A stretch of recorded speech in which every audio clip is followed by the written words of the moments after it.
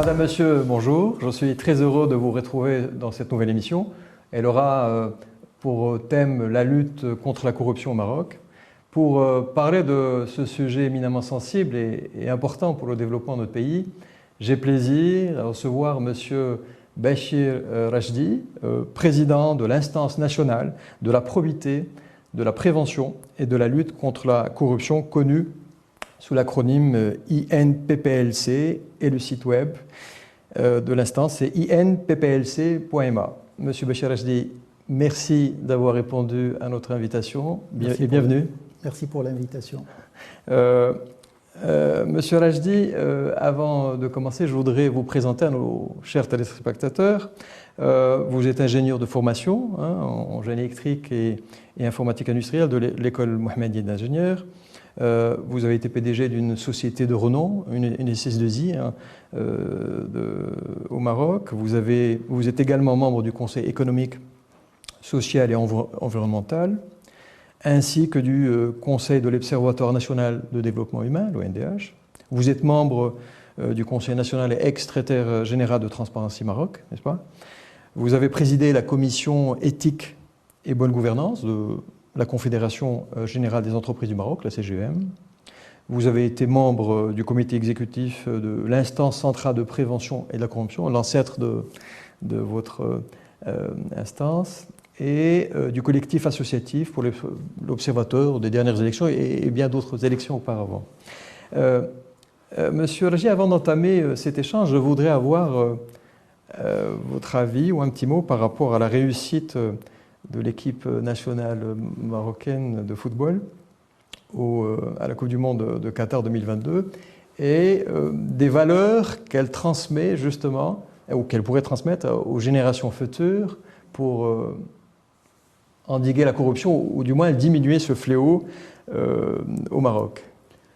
Alors, tout d'abord, effectivement, c'est une grande leçon que nous avons reçue. Qui montre que lorsqu'il y a une vision, lorsqu'il y a du travail, lorsqu'il y a une approche collective, avec une synergie, chacun jouant sa partition, mais dans une complémentarité avec les autres et avec une forte dynamique d'équipe, nous arrivons à avoir un exploit comme celui que nous avons observé et qui a permis à tous les Marocains, depuis Sa Majesté jusqu'à tous les Marocains présents à l'intérieur et à l'extérieur du territoire, à tirer une très grande fierté et de voir que des exploits comme ça sont possibles. Il est très important par rapport à cela de dire que lorsque nous avons des objectifs et que nous gardons le cap et que nous avons c'est-à-dire une personne telle que le coach qui a su comment tirer le meilleur profit de chacun avec une approche dynamique, avec une approche qui permet à ce qu'on garde le cap et qu'on ne justifie pas la non-atteinte des objectifs par les contraintes éventuelles qu'on peut rencontrer, tout devient possible. Pour faire le lien avec la corruption, c'est exactement ce qu'il nous faut. C'est une priorité nationale avec l'objectif de pouvoir libérer les énergies du pays pour avoir un développement soutenu, inclusif et durable, et avec la possibilité de répondre aux attentes légitimes des citoyens et des acteurs économiques et sociétaux de ce pays.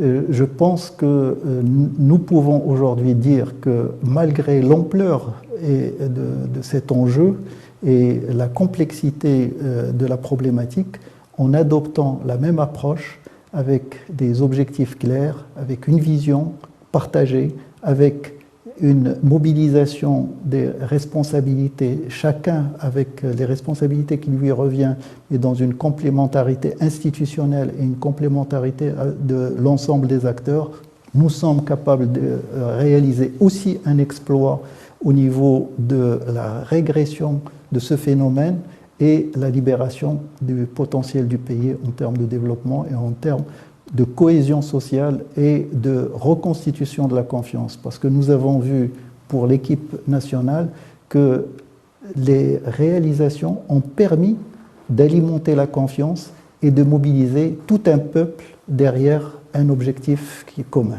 Et si vous permettez, M. Lagy, l'équipe nous a montré une bonne leçon d'amour de la patrie et je pense que l'acte de corruption est quelque part un acte de trahison, c'est un acte où on exprime son désamour vis-à-vis du pays. Je ne sais pas ce que vous en pensez. Tout à fait. Au fait, ce que ça nous a aussi enseigné, c'est que les valeurs restent des valeurs profondes, il faut les libérer. Il faut qu'on montre qu'il y a des possibilités, qu'on réalimente la confiance, qu'on puisse permettre aux uns et aux autres de s'exprimer et de contribuer et de pouvoir aller dans une dynamique qui s'alimente et qui se simplifie dans le temps. Et ces valeurs vont reprendre leur place de manière forte et ils vont entraîner la population et ils vont entraîner tout le pays vers la dynamique voulue, vers la dynamique et vers des positions à l'international très honorables. Et je suis convaincu que c'est possible. Merci beaucoup pour cette réponse et cette entrée en matière très positive. Monsieur Lagy, le monde célèbre la journée mondiale anticorruption. Cette année, le secrétaire général de l'ONU, je parle de l'ONU parce que la corruption est un phénomène mondial, il ne s'agit pas uniquement du Maroc, mais du monde entier, s'est exprimé dans un tweet en disant la chose suivante: la corruption nuit à tous, mais que les pauvres et les vulnérables souffrent le plus. Il a appelé tout le monde à prendre position pour l'intégrité, la justice et la responsabilité. Je voudrais un petit commentaire par rapport à ce qu'a dit le secrétaire général de l'ONU. Effectivement, le phénomène de la corruption est un phénomène mondial, c'est un phénomène d'une complexité très très lourde. Il a des impacts néfastes sur l'ensemble de la planète, bien sûr, avec des niveaux plus ou moins élevés en fonction des pays et en fonction des régions. Mais il est aujourd'hui, la communauté internationale est unanime sur les méfaits de la corruption.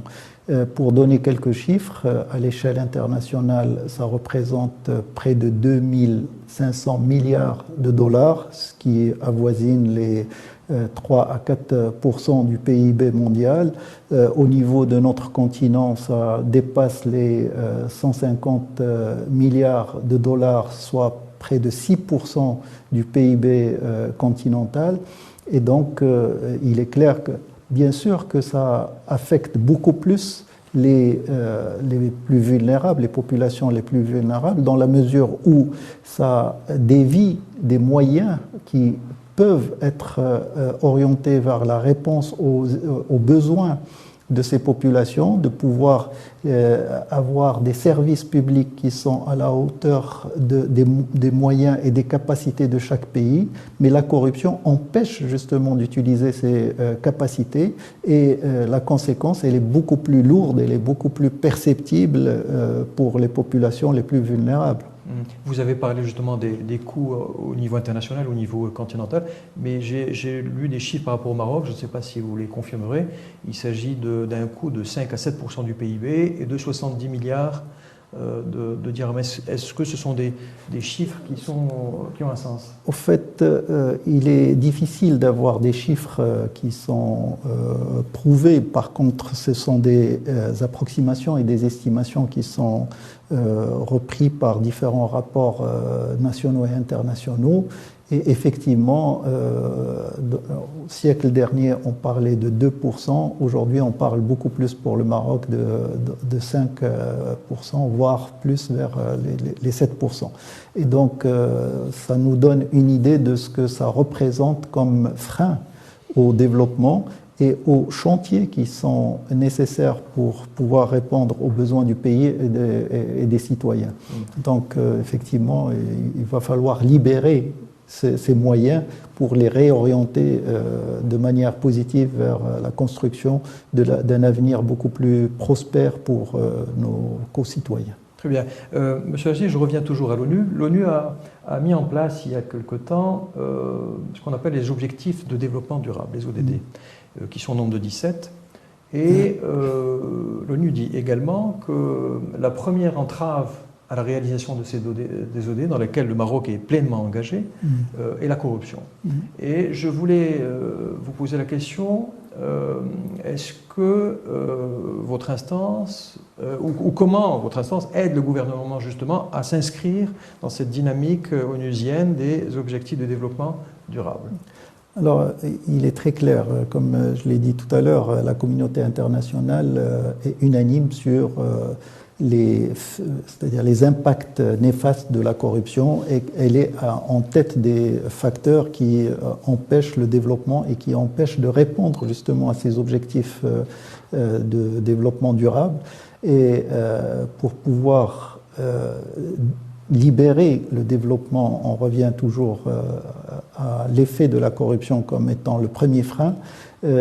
L'instance, parmi les premiers rapports qu'elle a produits, c'est sa contribution auprès de la commission spéciale du modèle de développement, et elle a fait toute une analyse pour mettre en relief l'effet c'est-à-dire direct et indirect, avec une économie qui reste trop concentrée, une économie qui reste marquée par une dimension d'économie de rente plutôt forte, le fait que nous ayons des manifestations de la corruption diverses, que ce soit le clientélisme, que ce soit les privilèges indus, que ce soit donc parce que la corruption ne se limite pas au pot de vin, la corruption prend des formes très diverses et variées, et nous avons fait les analyses et le recoupement des analyses faites par les différentes institutions nationales et organisations internationales pour dire que c'est effectivement le premier frein,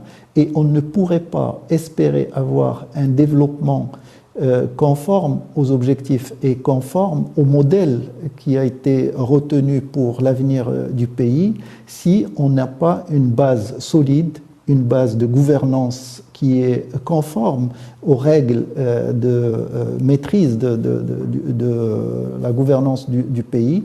Et par conséquent, si on n'est pas en mesure d'assécher les foyers de corruption, et si on n'est pas en mesure de rendre les règles applicables et appliquées à tous. Donc, la prévention de la corruption et la lutte contre la corruption et la dissuasion sont des leviers incontournables pour pouvoir ouvrir le développement vers un avenir plus prospère. Très bien. Dans la continuité, monsieur Rachdi, depuis 2016, il y a un système de normalisation, une norme anticorruption, l'ISO 37001.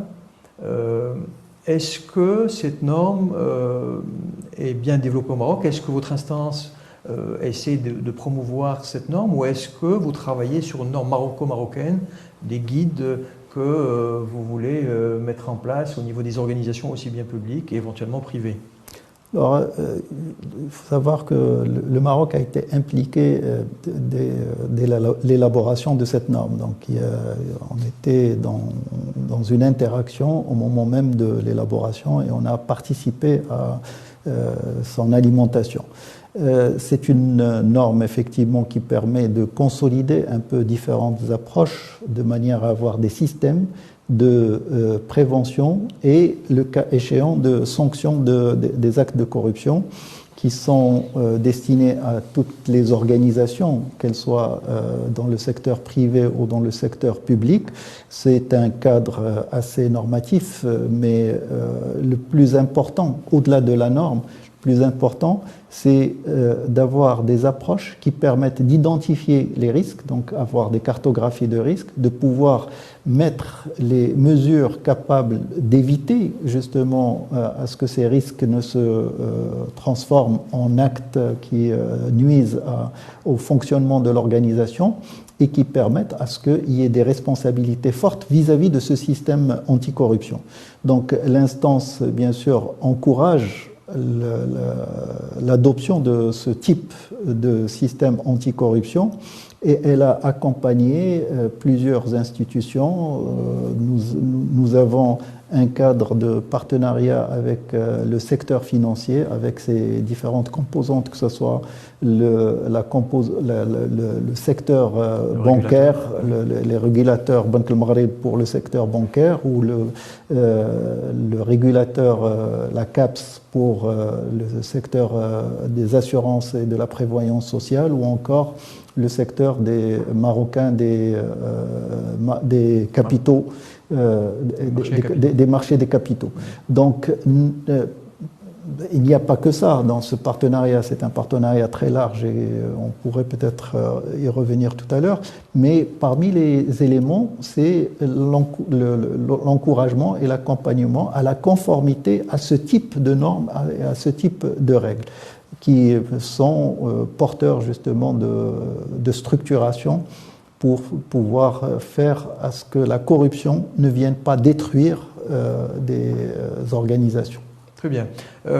Monsieur Rachdi, depuis le 13 mai 2021, la loi 4619 a été adoptée par le Parlement. Elle vous donne plus de prérogatives et plus de pouvoir. Est-ce que vous pouvez nous en dire davantage? Mais avant cela, si vous permettez, je voudrais lire à nos chers téléspectateurs l'article 167 qui vous concerne, parce que c'est important, l'article 167 de la Constitution, je précise. Alors, qu'est-ce qu'il stipule? L'instance nationale de probité, de la prévention et de lutte contre la corruption, créée en vertu de l'article 36, on en parlera, a pour mission notamment d'initier, de coordonner, de superviser et d'assurer le suivi de la mise en œuvre des politiques de prévention et de lutte contre la corruption, de recueillir et de diffuser les informations dans ce domaine, de contribuer à la moralisation de la vie publique et de consolider les principes de bonne gouvernance, la culture du service public et les valeurs de citoyenneté responsable. Donc là, ça montre un peu le cadre dans lequel mais là, avec cette loi, vous allez pouvoir justement aller plus en avant par rapport à ce qui est stipulé dans la Constitution. Alors effectivement, vous avez parlé de l'article 167, mais aussi de l'article 36.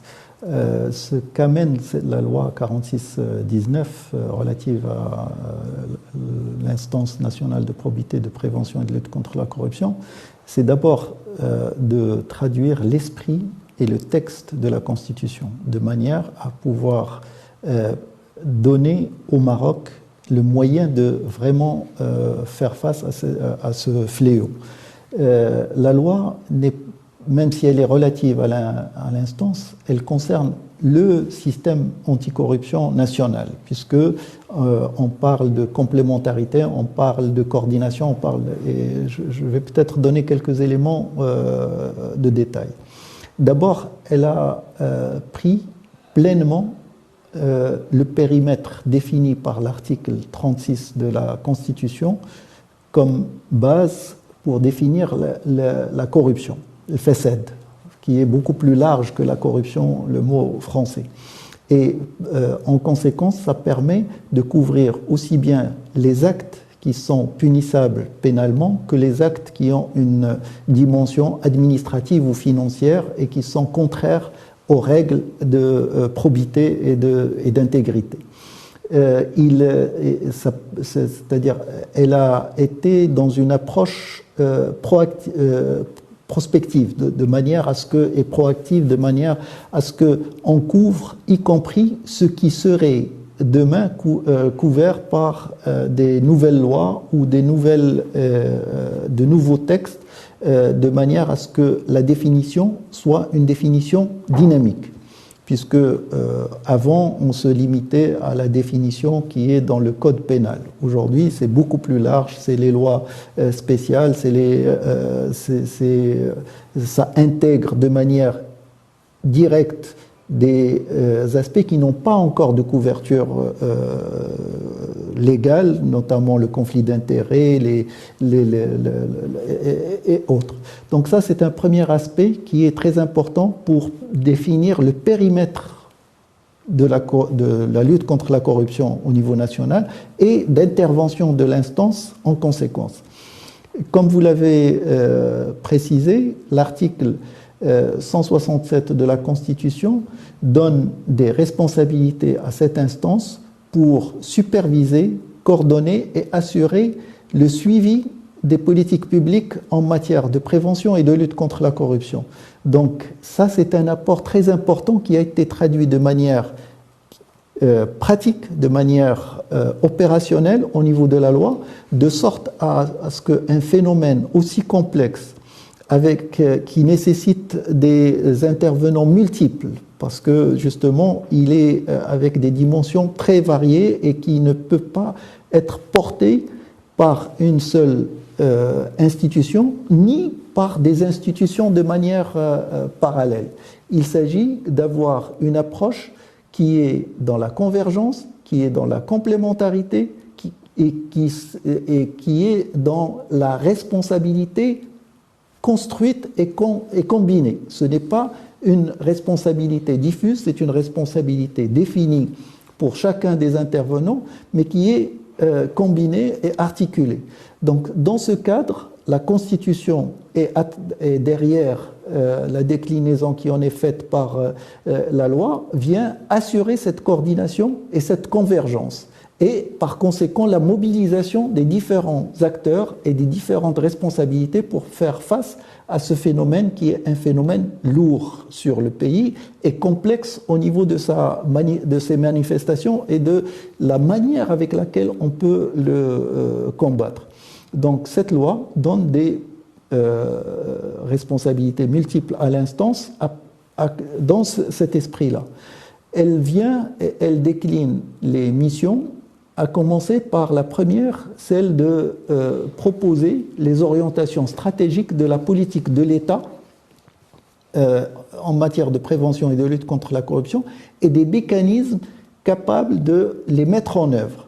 Donc ça donne le cadre général et par conséquent, le pays s'oriente vers la mise en place d'une vision complète, partagée, pour avoir une stratégie de l'État, avec toutes ses composantes et avec tous ses pouvoirs, le pouvoir exécutif, le pouvoir législatif, le pouvoir judiciaire, les institutions constitutionnelles.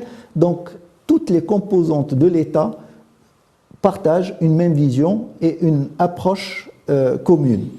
Et bien sûr, tout cela est coordonné avec une responsabilité donnée à une institution de manière constitutionnelle pour assurer cette convergence. L'instance a des pouvoirs, des missions en termes d'éducation et de formation qu'elle construit avec les différents acteurs pour avoir un programme d'éducation et de promotion des valeurs d'éthique, de transparence, de probité et de les diffuser de manière rationnelle et opérationnelle en adaptant le message et les outils à chacune des populations cibles, depuis l'enfance, la jeunesse, l'école, mais ça va jusqu'à accompagner les acteurs du secteur public et d'accompagner les fonctionnaires au niveau du développement et du comportement qui doit être conforme à ces règles, mais aussi au niveau du secteur privé auquel on dédie tout un programme pour pouvoir l'accompagner et l'engager dans un fonctionnement beaucoup plus éthique et conforme aux normes. Cette loi donne à l'instance des pouvoirs d'intervention directs, puisqu'elle la dote d'un dispositif de commissaires investigateurs qui ont des pouvoirs très larges pour pouvoir recevoir les plaintes, les dénonciations et toute information susceptible de constituer un acte de corruption pour mener les enquêtes et les investigations et de rendre ces dossiers capables de prendre leur voie vers l'application de la loi. Mais l'instance, elle a aussi le pouvoir de s'autosaisir de dossiers spontanément pour pouvoir faire ces enquêtes et ces investigations. L'instance peut se porter partie civile dans des dossiers de corruption, etc. Donc vraiment, c'est des responsabilités très larges, mais dans un esprit de convergence et de complémentarité institutionnelle entre l'ensemble des intervenants. Très bien. Monsieur Richer, dans ce sens justement, le ministère public a a mis en place un numéro vert. Je le rappelle pour nos chers téléspectateurs, le 05 37 71 88 88, le 07 5 37 71 88 88. Au passage, je rappelle qu'en 2020, le ministère public, dans ses rapports, dit qu'il y a eu 15 000 appels, un peu plus de 15 000 appels pour des histoires de corruption allant de 50 à 300 000 dirhams et dans différents secteurs. Ma question est la suivante.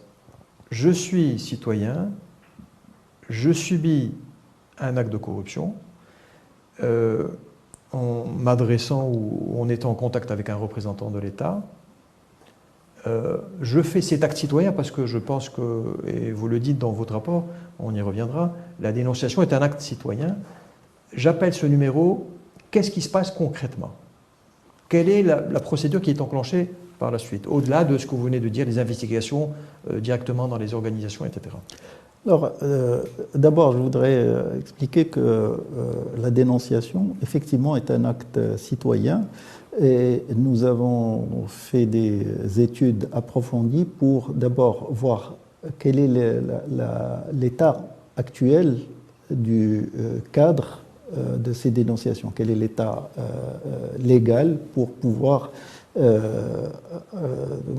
couvrir ces actes de dénonciation et de plainte aussi. Il s'avère que nous avons un cadre qui a des limites.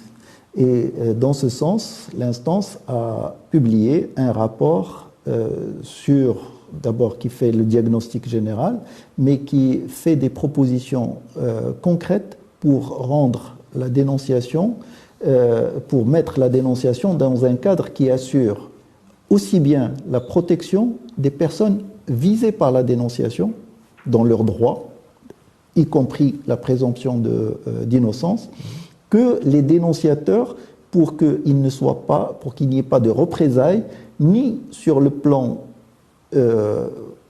physique, c'est-à-dire qu'ils soient protégés,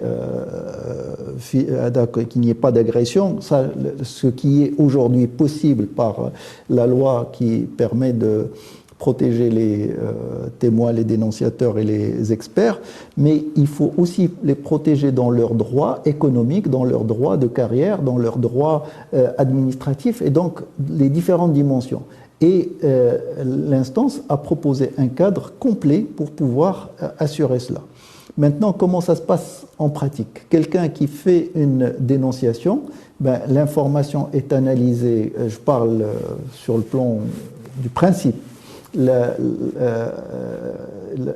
dénonciation est analysée pour voir les éléments qui sont apportés, est-ce qu'ils sont suffisants pour qu'ils sont crédibles pour que ça constitue effectivement un élément d'ouverture d'une enquête. Et généralement, ces cas sont suivis de situations de flagrant délit, c'est-à-dire constituant du flagrant délit, ce que le ministère public, bien sûr, il est outillé pour pouvoir mener ce type d'opération, et c'est ce que nous avons vu dans plusieurs cas.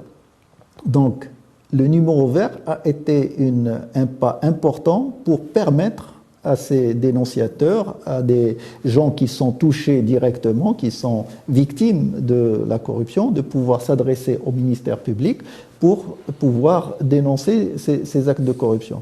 Maintenant, je pense que c'est une étape importante, elle n'est pas suffisante.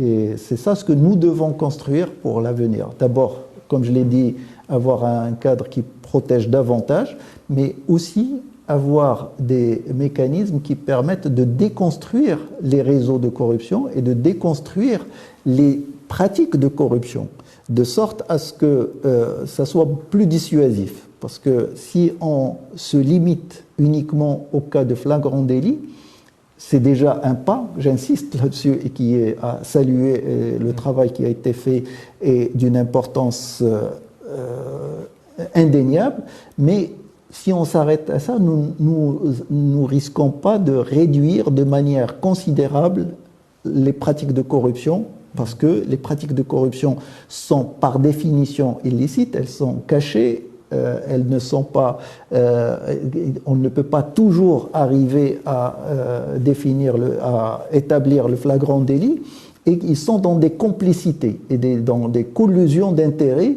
et les actes de corruption les plus lourds sont dans des situations qu'on ne peut pas couvrir avec l'approche de flagrant délit. D'accord. Toujours pour revenir à ce numéro vert et au nombre d'appels qui ont été reçus et traités, avez-vous, M. Lajdi, fait des statistiques? Est-ce que vous avez réussi à faire un profiling du corrompu versus corrupteur? Est-ce que c'est plus en majorité des hommes ou des femmes? Leur situation financière, leur niveau socio-professionnel? Est-ce que vous avez fait ce profiling? Alors, je profite pour dire que l'instance, sur ces 4 années de transition, elle a préparé des bases solides pour pouvoir mener ces missions de manière structurée, avec un référentiel, avec un approfondissement des différents axes de son intervention. Et parmi les axes sur lesquels nous avons qui constituent en quelque sorte la stratégie de l'instance et sur lesquels nous avons fait des avancées, c'est l'approfondissement de la connaissance objective du phénomène. Donc on a fait plusieurs études, plusieurs analyses, et bien sûr qui réunissent tout ce qui est produit au niveau national et international, mais aussi avec des productions propres de l'instance pour compléter et pour avoir plus de précision et plus de capacité pour lire le phénomène, ses manifestations et comment est-ce qu'il se propage dans la société. Aujourd'hui, on est en phase de terminer une grande enquête nationale qui couvre plus de 6000 citoyens, plus de 1500 entreprises, tout profil confondu. C'est une première, je crois, M. Lajdi. Non, il y a eu déjà en 2014, du temps de l'ICPC, il y a eu une enquête de ce type. Celle-là, elle va encore plus loin et elle deviendrait en quelque sorte la référence pour pouvoir mesurer l'évolution du phénomène dans le temps. Nous allons mener ce type d'enquête tous les 2 ou 3 ans. De manière périodique. De manière périodique, de sorte à ce qu'on puisse mesurer l'évolution et par conséquent l'efficacité des politiques publiques menées. Donc cette enquête nous donnera des réponses aux questions que vous avez posées pour pouvoir savoir qui est le plus touché, qui a plus d'appétence à être impliqué dans des actes de corruption, qui considère que la corruption est plutôt un mal, mais qu'on ne peut pas contourner, qui considère que c'est insupportable, etc. Exactement. Donc nous sommes en train d'approfondir la connaissance à ce niveau-là. Très bien. Monsieur Lajdi, votre instance a présenté son rapport le 1er novembre 2022, votre rapport annuel 2021. Comment le jugez-vous? Je sais qu'il y a eu, vous étiez dans une phase de transition, il y a eu une baisse en termes de classement de 2018 à 2022 et il y a peut-être certainement des choses à dire à ce niveau-là. Alors, en fait, nous sommes engagés à rendre compte d'abord de ce que nous faisons, mais aussi de pouvoir alimenter l'opinion publique et l'ensemble des acteurs par une analyse objective de la situation et pouvoir aussi traiter des sujets qui ont une importance pour pouvoir mener la prévention de la lutte contre la corruption. Donc ce rapport, justement, il a, dans sa partie diagnostique, a mis le doigt sur la situation, l'évolution. Nous avons même été sur une analyse de l'évolution sur une quinzaine d'années pour voir comment est-ce que le Maroc s'est comporté vis-à-vis de ce phénomène, comment est-ce qu'il a évolué au niveau des classements internationaux, au niveau des notes qu'il a obtenues. Nous avons été dans une analyse approfondie des données de détail pour analyser les facteurs les plus impactants de cette situation. Pourquoi est-ce que le Maroc déploie autant de plans de mesures et de programmes anticorruption sans pouvoir, sans réussir à réduire le phénomène et à améliorer sa situation. Monsieur Lager, pardon, je vous interromps, excusez-moi. L'indice le plus important, c'est l'indice de perception. Oui. Il y a d'autres indicateurs, mais c'est celui-ci qui est mis en avant et que tout le monde suit. Comment est-ce qu'on, déjà sur l'appellation de perception, comment est-ce qu'on perçoit la corruption?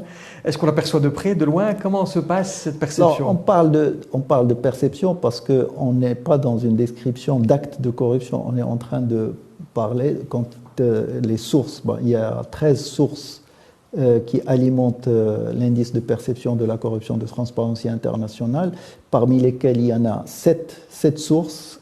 Quand on dit sources, ce sont des organisations internationales qui font des études, chacune avec une approche propre et un périmètre propre. Donc le Maroc est couvert par 7 sources. Et justement, nous avons, analysé, parmi les 7, nous avons analysé 4, mais vraiment en profondeur. On a été dans les sous-indicateurs, il y en a 70, et dans les sous-indicateurs, nous avons pris les données de base pour pouvoir en tirer les leçons. Pourquoi est-ce que le Maroc reste à ce niveau et quels sont les facteurs sur lesquels il a pu se maintenir ou améliorer, quels sont les facteurs sur lesquels il a connu plutôt une régression, quels sont les facteurs sur lesquels que nous n'avons pas vraiment couverts et qui expliqueraient pourquoi est-ce qu'on se situe comme ça. Maintenant, pour revenir à cette question de perception, perception ne veut pas dire que c'est subjectif. Perception, ça veut dire c'est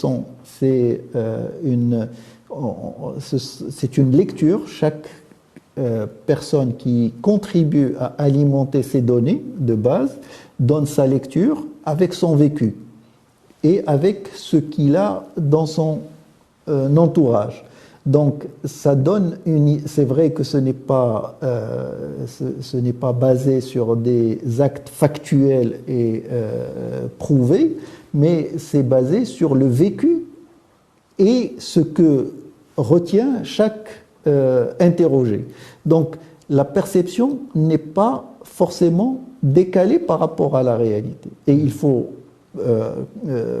comprendre qu'un phénomène comme ça ne peut pas être approché que par du factuel. Parce que l'impact de la perception est un impact indéniable.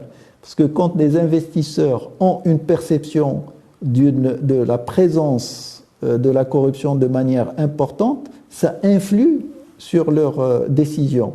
Lorsque vous avez des organisations internationales qui traitent avec le Maroc, elles tiennent compte de cette perception.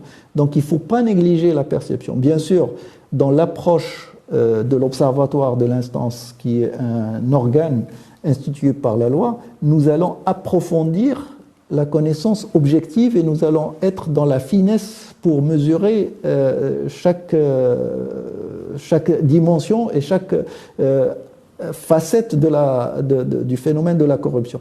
Mais on ne néglige pas les rapports qui traitent de la perception. Très bien. Et comment vous expliquez, M. Lager, le fait qu'on ait perdu 14, me semble-t-il, 14 places de 2018 à 2021? Alors justement, c'est-à-dire là aussi je reviens, le premier rapport que l'instance a présenté et ensuite a publié après la nomination par laquelle Sa Majesté m'a honoré, c'était 2 mois après ma nomination et c'était un rapport qui a étudié, analysé et évalué de manière profonde la stratégie nationale de lutte contre la corruption. pour pouvoir définir quelles sont les forces et les faiblesses de cette stratégie. Bon, en résumé, il sortait très clairement que c'est un cadre qui est un cadre de référence important et qui permet de faire converger les acteurs dans une même démarche et créer les conditions d'une coordination, mais les faiblesses étaient importantes en termes de structuration, en termes de précision du contenu, en termes de ciblage des objectifs tout au long de la mise en œuvre, parce qu'il y a des objectifs stratégiques qui sont définis, il y a des objectifs opérationnels, mais il n'y a pas d'objectif d'impact qui permettrait justement d'accompagner et de réorienter les politiques publiques en fonction de cet objectif d'impact. Et quand on dit impact, ça veut dire que le vécu des citoyens, le vécu des acteurs économiques puisse être, que ces cibles puissent sentir que leur environnement change par rapport au phénomène de la corruption. Donc, nous avons fait une analyse approfondie de la stratégie et nous l'avons combinée par la suite avec les analyses dont j'ai parlé, des facteurs déterminants sur la situation de la corruption et qui expliquent l'indice de perception de la corruption. Très bien. Très bien. À présent, M. Agé, on peut parler du volet économique. Le Maroc commerce et a des échanges économiques avec le monde entier. Certains de nos partenaires sont exigeants, ils veulent que leurs investissements, leurs entreprises ne soient pas touchés par le phénomène de la corruption. Pensez-vous que l'arsenal juridique marocain protège pleinement les investissements directs étrangers dans notre pays? Et justement, est-ce que, comme ce que vous avez fait par rapport au secteur financier, le guide anticorruption, vous avez fait avec les régulateurs des différents domaines, la Banque centrale, le régulateur des assurances et des marchés et des capitaux, est-ce que c'est quelque chose qu'on pourrait élargir à d'autres domaines pour justement sauvegarder les investissements étrangers de ce fléau?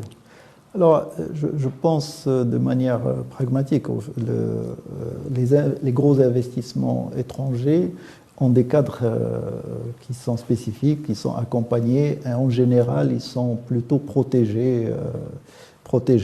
Je pense que justement, quand on dit qu'on veut avoir une dynamique forte, un développement beaucoup plus soutenu, avec un élargissement de la base des acteurs et des intervenants et des investisseurs, aussi bien en termes de profil qu'en termes de nombre, je pense qu'il faut agir sur le cadre et par conséquent avoir une législation avec des lois applicables et appliquées, ce qui est de nature à rassurer et à créer une confiance forte et par conséquent à démultiplier les opportunités d'investissement et l'élargissement de ces investissements.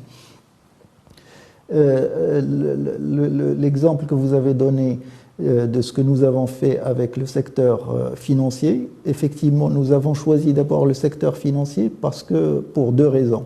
C'est parce que c'est un secteur qui a déjà un niveau de maturité par rapport à l'application de normes et d'absorber ce type d'approche de manière beaucoup plus simple et plus rapide. Mais aussi parce que c'est un secteur qui est en relation avec tous les autres secteurs et il peut être levier pour les autres. Et donc nous avons un partenariat qui a permis d'avoir une approche très large. Nous avons déployé des centaines de sessions de formation au profit des régulateurs, mais au profit des entreprises assujetties à leur régulation. Nous avons mené des cartographies de risques au profit des secteurs, sous-secteurs, mais aussi accompagner des banques pour pouvoir mener leur cartographie de risque, sur la base de laquelle ils ont élaboré un système de prévention et de lutte contre la corruption jusqu'à obtenir la certification de ISO 37001.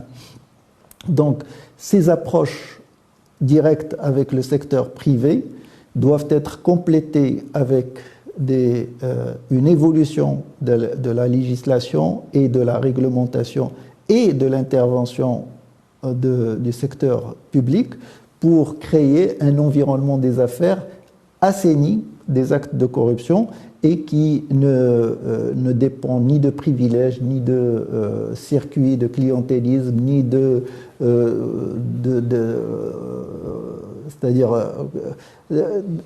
ni d'aucune voie qui n'est pas légitime et qui n'est pas ouverte à tous. Exact, je vous interromps, je me permets de vous interrompre. L'un des derniers discours de Sa Majesté, il avait dit expressément que l'un des freins à l'investissement, c'est les intégrer de personnes ou de groupes de personnes. Le message était clair par rapport à ça. Tout à fait. Donc, nous devons, bien sûr, le conflit d'intérêts touche de manière plus large l'ensemble des populations, mais les investissements sont concernés directement par... on ne peut pas éliminer les situations de conflit d'intérêts.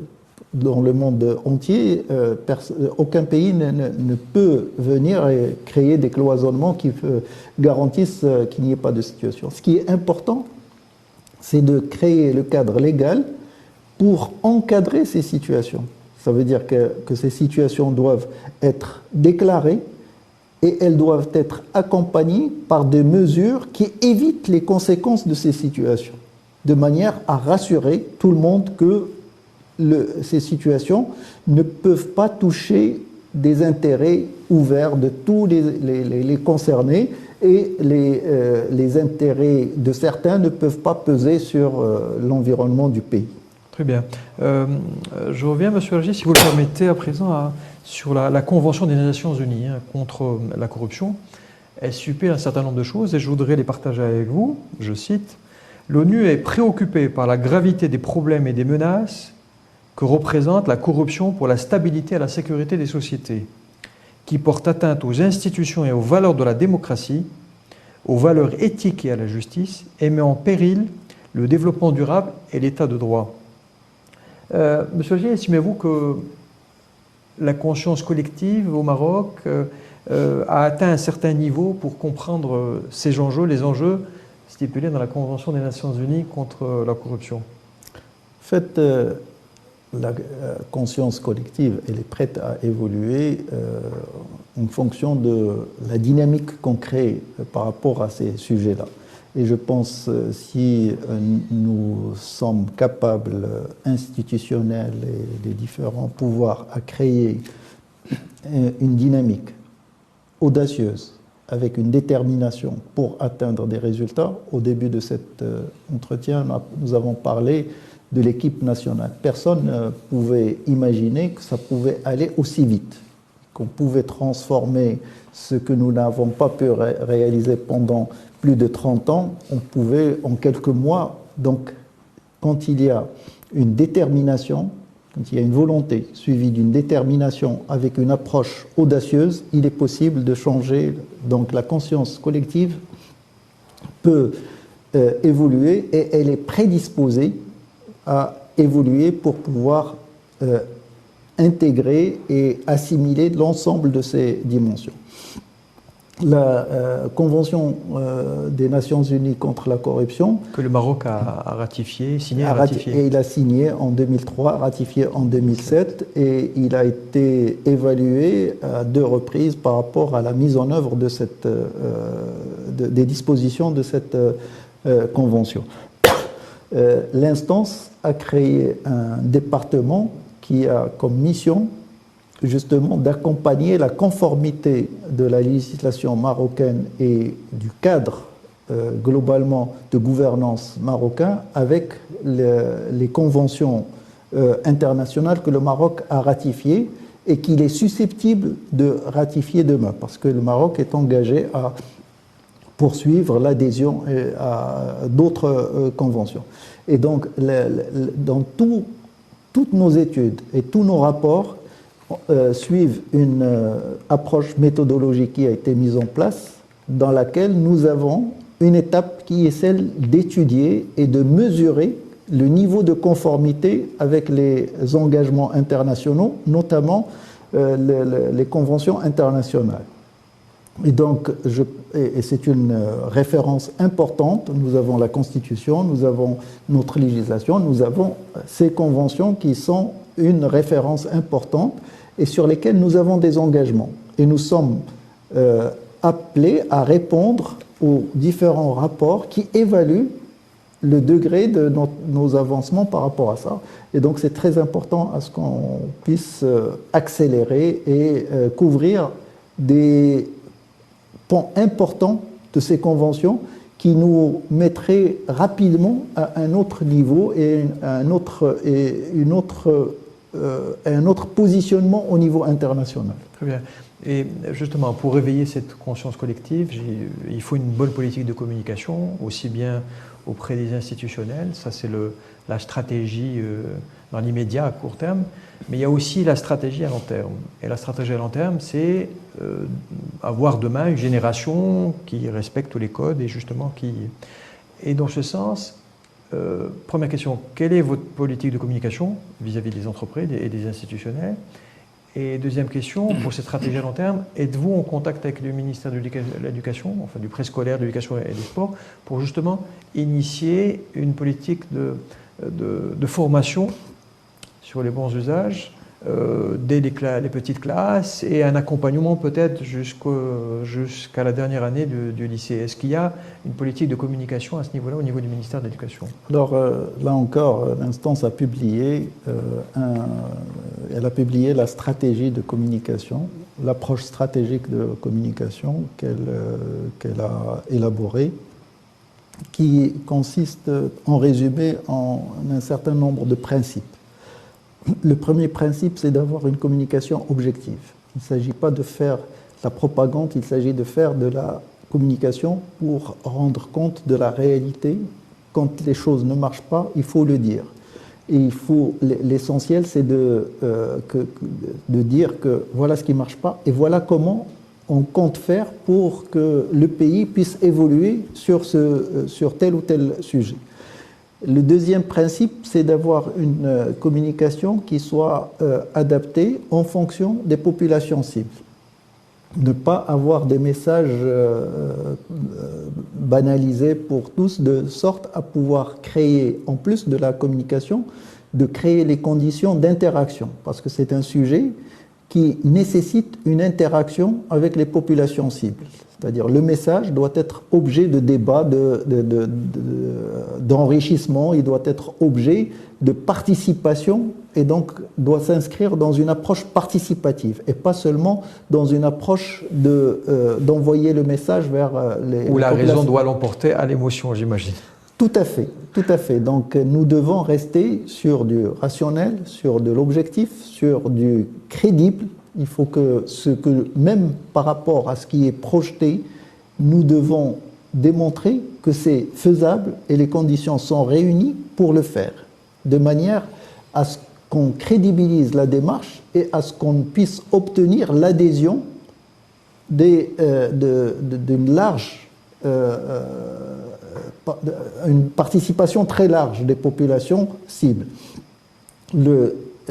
L'autre niveau, c'est celui de se projeter sur les différents temps, le temps court, le temps moyen et sur le long terme, de sorte à couvrir l'ensemble de manière cohérente. C'est-à-dire il faut qu'on ne soit pas du pas à pas isolé, il faut qu'on inscrive la démarche et le message sur la vision long terme, tout en montrant qu'il y a des étapes par lesquelles on passe et qui construisent et qui consolident la capacité d'atteindre ce cap.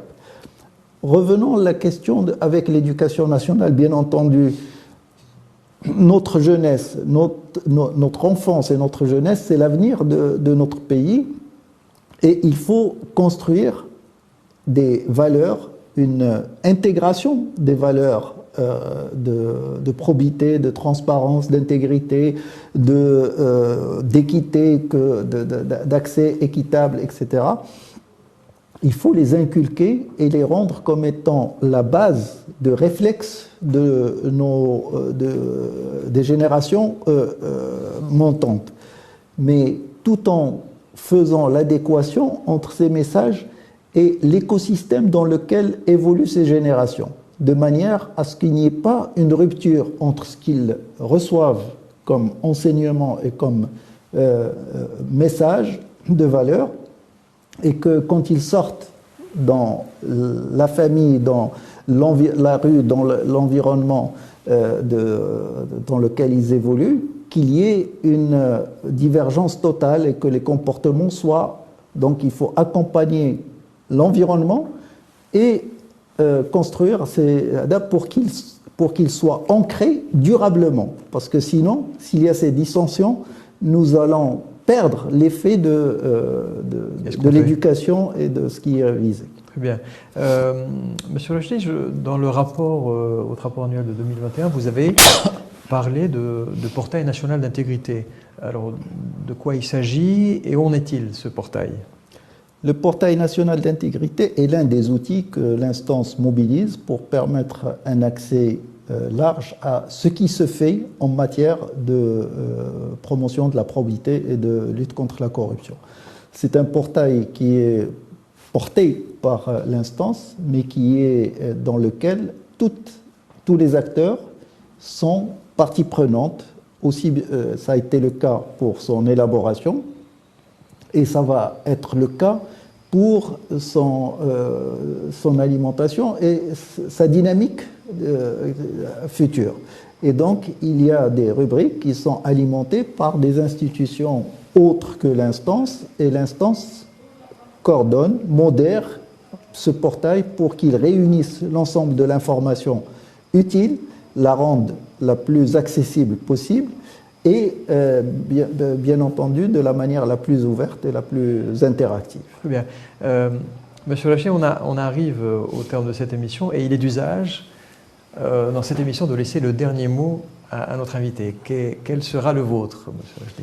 Alors, le dernier mot sera convergent avec le premier. En fait, c'est pour dire que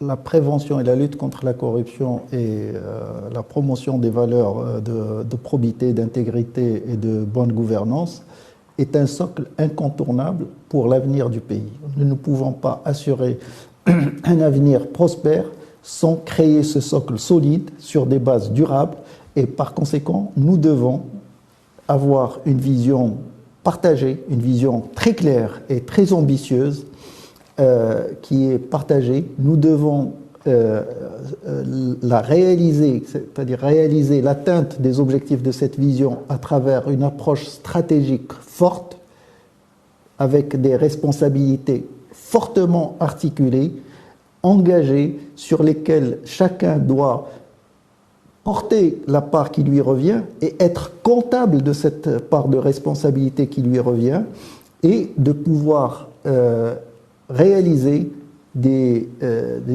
pas importants qui permettent d'avoir des impacts perceptibles par les populations cibles, de manière à ce qu'on garantisse l'engagement d'une dynamique forte et qui s'élargit de plus en plus avec l'implication de tous les citoyens et de tous les acteurs de la société. Monsieur Bachir Rachdi, merci pour cet échange fort sincère et fort optimiste. Je rappelle que vous êtes président de l'instance nationale de la probité, de la prévention et de la lutte contre la corruption. Merci encore une fois. Merci. Madame, Monsieur, merci de nous avoir suivis. Au revoir.